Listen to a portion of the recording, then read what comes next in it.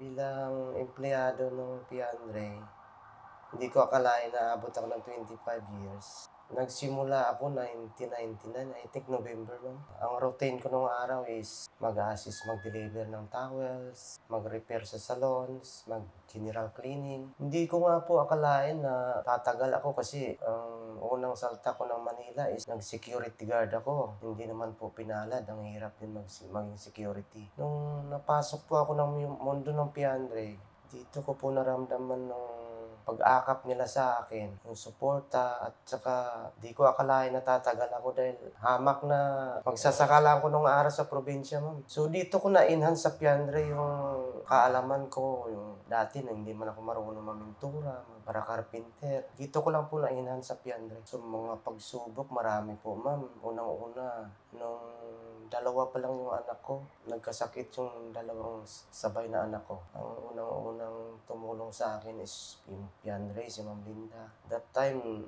unang-una lalong-lalo na sa financial, hindi mo alam kung saan ka kukuha. Pero nandyan si Ma'am Linda, sabi niya ipadala sa dali namin sa Makati Med.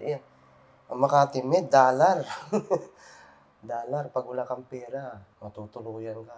So doon ko na-realize na kahit daming pagsubok, basta magsikap pa lang, magsipag, hindi ka pababayaan ni Ma'am. Sa mga problema naman sa trabaho, meron talagang, siyempre, andyan yung mahirap, pero pag napag-usapan naman kakaintindihan pa rin. Magpasalamat din ako, ma'am, at saka sa binigay niyong tiwala sa akin sa mga ginagawa ko. Diyan kayo lagi nakasuporta. Para siguro sa mga baguhan, huwag nilang tingnan yung unang-una, yung sweldo. Unang-una siguro, tingnan nila yung kung paano sila alagaan ng Piandre. Ipakita mo rin yung kung anong tunay mong skills, talento, magsipag, ganun po. Unang-una po, nagpapasalamat po ako sa Piandre family, lalong-lalo na kay Ma'am Linda.